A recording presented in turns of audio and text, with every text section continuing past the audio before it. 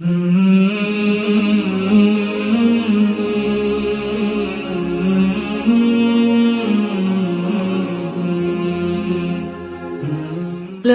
إله إلا الله محمد رسول الله نحمده ونصلي على رسوله الكريم اما بعد فاعوذ بالله من الشيطان الرجيم بسم الله الرحمن الرحيم رب اشرح لي صدري ويسر لي امري واحلل عقدة من لساني يفقهوا قولي اذا سألك عبادي عني فاني قريب اجيب دعوة الداعي اذا دعان فَلْيَسْتَجِيبُوا لِي وَلْيُؤْمِنُوا بِي لَعَلَّهُمْ يَرْشُدُونَ۔ اور جب میرے بندے آپ سے میرے بارے میں سوال کریں تو کہہ دیجئے بے شک میں قریب ہوں، میں پکارنے والے کی پکار کا جواب دیتا ہوں۔ جب وہ مجھے پکارے تو ان کو چاہیے کہ وہ بھی میرا حکم مانیں اور مجھ پر ایمان رکھیں تاکہ وہ ہدایت پا جائیں۔ ماہ شعبان کے بارے میں چند باتیں کریں گے۔ کچھ معلوم ہے کہ شعبان آ چکا ہے اور رمضان قریب قریب ہے۔ آپ لوگوں کو تمام نام ترتیب وار آتے ہیں اسلامی سال کے۔ اسی طرح رمضان کے علاوہ شعبان کا مہینہ بھی فضیلت والا مہینہ ہے، یعنی مہینوں کے آپ مختلف سیٹ بنا سکتے ہیں، جیسے حرام مہینے، پھر اسی طرح حرام مہینوں کے علاوہ حج کے مہینے اور دیگر مہینوں میں عبادت کے مہینے جو ہیں وہ خاص طور پر رمضان، اور پھر رمضان کے علاوہ کچھ عبادت شعبان میں بھی، اور رمضان کے بعد کچھ عبادت شوال میں بھی، شوال کی ابتدا میں جو 6 شوال کے نام سے روزے رکھتے ہیں۔ تو آپ یوں کہہ سکتے ہیں کہ شعبان، رمضان اور شوال یہ 3 مہینے جو ہیں یہ خاص طور پر روزے جیسی عبادت کے لیے ہیں، ٹھیک ہے نا؟ جیسے آپ کو معلوم ہے کہ ہمارے دین میں کچھ عبادات فرض کے درجے میں، یعنی عبادات کون کون سی ہیں؟ نماز، روزہ، حج، زکوٰۃ، یہ 4 مشہور عبادات ہیں، ٹھیک ہے، جو فرض ہیں۔ نماز تو ہر روز پڑھی جاتی ہے، روزہ فرض تو رمضان میں ہے، اور پھر زکوٰۃ سال میں جس وقت بھی آپ کے لیے ڈیو ہو، اور حج ذوالحج کے مہینے میں۔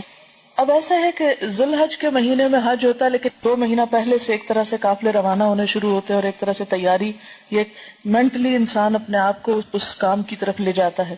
جیسے نماز پڑھنے کے لیے آپ وضو کر کے تیاری کرتے ہیں، اسی طرح آپ حج کی تیاری ذی القعدہ اور کچھ شوال ہی میں قافلوں کی روانگی جو ہے وہ شروع ہو جاتی ہے۔ اس مہینے میں اگر کوئی احرام پہن کر حرم کعبہ کی طرف جاتا ہے تو اس کا سفر حج شمار ہو سکتا ہے۔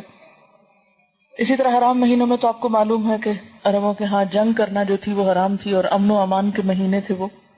اسی طرح آپ دیکھیے کہ رمضان جو ہے ایک فرض عبادت کا مہینہ ہے، لیکن رمضان میں داخل ہونے سے پہلے اس کا اہتمام شعبان میں ہی شروع ہو جاتا ہے، یا اس کے لیے ذہنی تیاری شعبان سے ہی شروع ہو جاتی ہے، اور پھر یکا یک سلسلہ منقطع نہیں کیا جاتا، بلکہ کیا کیا جاتا ہے، شوال میں بھی کچھ روزے نفلی رکھے جاتے ہیں۔ اگرچہ شعبان اور شوال کے روزے نفلی روزے ہیں، لیکن یہ رمضان کے آگے پیچھے ہیں۔ تو شعبان، رمضان اور شوال یہ خصوصی طور پر روزے جیسی فرض عبادت کی ادائیگی کے مہینے ہیں۔ اب آپ دیکھیے کہ عموماً ہم جب چھٹے ہوئے روزے ہوتے ہیں سال بھر نہیں رکھتے، اچھا ابھی رکھتے ہیں۔ حضرت عائشہ رضی اللہ تعالیٰ عنہا کے ساتھ بھی ایسا ہی ہوتا تھا، وہ عموماً اپنے قضا روزے جو تھی وہ شعبان میں رکھتی تھی کہ اب اگلے سے پہلے پچھلا قرضہ چکا لوں۔ تو اسی طرح شعبان میں کچھ تیاری ہوتی ہے رمضان کی، پھر رمضان میں روزے رکھنے کے بعد اتنا دل لگ جاتا ہے روزوں کے ساتھ کہ رمضان ختم ہونے کا سب کو افسوس ہوتا ہے۔ پھر اس کے بعد بھی 6 روزے اور اتنی فضیلت والے دے دیے گئے کہ اگر وہ رکھ لیے جائیں تو اتنا اجر و ثواب ہے گویا آپ سال بھر روزے سے ہیں۔ تو انشاءاللہ تعالی رمضان کی فضیلت اور برکت تو آپ رمضان سے پہلے سنیں گے ہی، اور مزید اپنے آپ کو تیار کریں گے، لیکن اس عبادت کے لیے، یعنی روزے جیسی عبادت کے لیے شعبان کے مہینے میں بھی اس طرف متوجہ ہونے کی ضرورت ہے، اور تبھی آپ متوجہ ہوں گے جب آپ اس کی فضیلت اور اہمیت کو سمجھیں گے۔ اس مہینے میں نبی صلی اللہ علیہ وسلم سے جو عمل ثابت ہے وہ کیا ہے؟ روزوں کی کثرت۔ حدیث میں آتا ہے، ترمذی کی حدیث ہے، حضرت ام سلمہ رضی اللہ تعالی عنہا فرماتی ہیں، ما رأیت النبی صلی اللہ علیہ وسلم یصوم شہرین متتابعین الا شعبان و رمضان۔ میں نے رسول اللہ صلی اللہ علیہ وسلم کو 2 مہینے پے در پے یعنی مسلسل روزے رکھتے ہوئے نہیں دیکھا سوائے شعبان اور رمضان کے۔ یعنی اس میں آپ کیا کرتے تھے؟ کنٹینیوسلی روزہ رکھتے تھے۔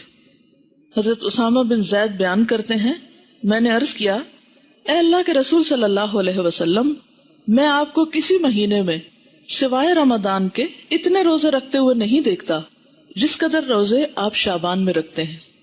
آپ نے فرمایا کہ لوگ اس رجب اور رمضان کے درمیان والے مہینے کی فضیلت سے غافل ہیں۔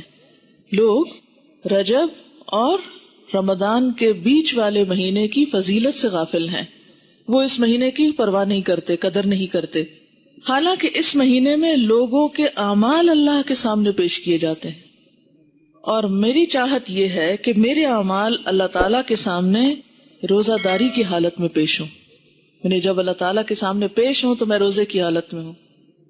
اس حدیث کو سن کر آپ کو کیا احساس ہوا ہے، کیا خیال آیا ہے؟ آپ نے دیکھا ہوگا نا کہ جیسے کوئی شخص غلط کام کر لیتا ہے، پھر کسی کے سامنے پیش کیا جاتا ہے، مثلاً آپ پرچہ دیتے ہیں، پیپر دیتے نا، تو اس میں کچھ گڑبڑ کر جاتے ہیں، کوئی سستی کرتے ہیں، غفلت کرتے ہیں، جواب صحیح نہیں لکھتے، پھر ٹیچر کے سامنے آپ کا پیپر آتا ہے، وہ کریکشن کرتی ہیں، پھر بعض اوقات آپ کو ہی بلا لیتی ہیں اور آپ کو پوچھتی ہیں یہ آپ نے کیا، کیا ہو گیا تھا آپ کو؟ اگر آپ ایک ایسے اسٹوڈنٹ ہوتے ہیں جو ادروائز بہت اچھے ہیں تو وہ آپ کی اس اچھائی کی وجہ سے کیا کریں گی؟ اس غلطی کو اگنور کر دیں گی۔ اسی طرح اگر آپ روزے سے ہیں اور آپ کا اعمال نامہ اس وقت یعنی سال بھر کا پیش ہو رہا ہے کہ اس سال میں ان صاحبہ نے یہ اور یہ نیکیاں کمائی ہیں، یہ اور یہ کارنامے کیے ہیں، یا یہ اور یہ بلنڈر کیے ہیں، وہ سب کچھ سامنے جائے گا۔ آپ دیکھیں کہ بعض اوقات غلط کاموں کو دیکھ کر، نافرمانیوں کو دیکھ کر آپ سوچ سکتے ہیں اللہ تعالیٰ کا غصہ کتنا بھڑکتا ہوگا۔ اگر کوئی آپ کی بات نہ مانے تو آپ کو کیسا لگتا ہے؟ کوئی آپ کی بات نہ مانے کیسا فیل کرتے ہیں آپ؟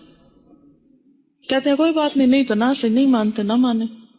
بہت تکلیف ہوتی ہے نا، ایک بعض اوقات انسلٹ بھی فیل ہوتی ہے کہ اس کو کہا بھی ہے اور اس نے اس کی پرواہی نہیں کی، اتنی غفلت اور اتنی لاپرواہی۔ جی ہاں، دکھ اور افسوس بھی ہوتا ہے۔ تو آپ دیکھیے کہ جب آپ کا رجسٹر، آپ کے سال بھر کے کام پچھلے شعبان سے اب تک جو آپ نے کیا وہ جو پیش ہوتا ہوگا، ویسے تو اللہ تعالیٰ روز بھی دیکھتے ہیں نا، آپ کو ہر لمحہ جانتے ہیں۔ اس کو پھر میں ایک چھوٹی سی مثال کے ذریعے بات سمجھاؤں گی۔ جیسے آپ کی ٹیچر کلاس میں روز سبق سنتی ہیں آپ کا، ان کو اندازہ ہوتا ہے کہ آپ کتنا جانتے ہیں، لیکن پیپر دیتے ہوئے آپ کو کوئی وحشت آتی ہے کہ نہیں ہوتی ہے؟ کوئی ٹینشن آپ پر ہوتی ہے؟ حالانکہ آپ روز ٹیچر کے سامنے اچھا یا برا سبق سنا رہے ہوتے ہیں، یا کام کیا نہیں کیا، لیکن وہی چیزیں دوبارہ پیپر میں آتی ہیں۔ تو ہر ایک چیز کا اپنا ایک طریقہ اور ایک قرینہ اور ایک سلیقہ ہوتا ہے نا۔ تو بالکل اسی طرح روز آپ کا اللہ تعالیٰ کی نظر میں ہونا اپنی جگہ ہے، لیکن لکھے ہوئے اعمال، تصویریں کھینچی ہوئی آپ کی البم، سارے کے سارے جب ایک خاص انداز میں پیش کیے جاتے ہیں کہ یہ کتاب تیار ہے، اتنا عمل زیادہ، اتنا کم ہے، اور ہم اس سے غافل ہوتے ہیں تو اور تو کچھ نہیں کر سکتے۔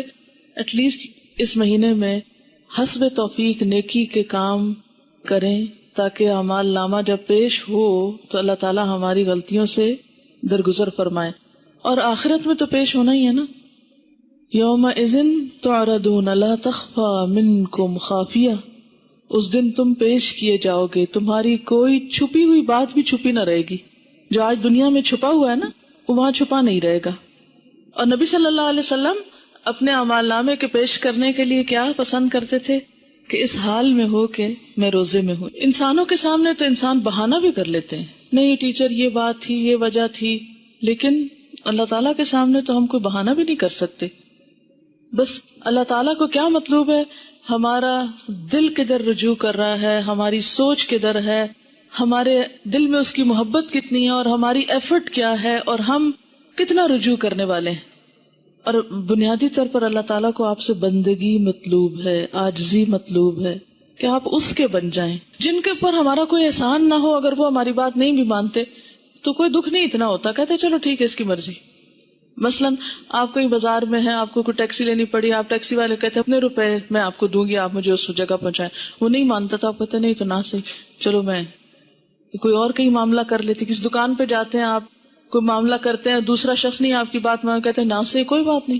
لیکن جس پر آپ نے احسان کیا ہو پھر وہ آپ کی بات نہ مانے، اور آپ دیکھیں کہ اللہ تعالیٰ کے ہم پر کس قدر احسانات ہیں اور پھر ہم کیا کر رہے ہیں اور کتنا کر رہے ہیں.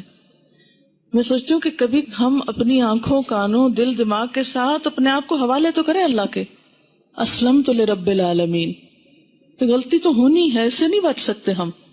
لیکن ایک ہے غلطی ہو جانا اور انسان ہونے کے ناطے کوتاہیاں، کمیاں ہمارے اندر ہونا، اور ایک ہے غفلت، ہٹ دھرمی، لاپرواہی، بے نیازی کا رویہ اختیار کرنا، دل چاہے کوئی کام کر لیا نہیں تو نہ صحیح. یہ رویہ بڑا تکلیف دہ ہے ایک انسان کے حق میں. وآخر دعوانا ان الحمد للہ رب العالمین. سبحانک اللہم وبحمدک، اشہد ان لا الہ الا انت، استغفرک واتوب الیک. السلام علیکم ورحمۃ اللہ وبرکاتہ.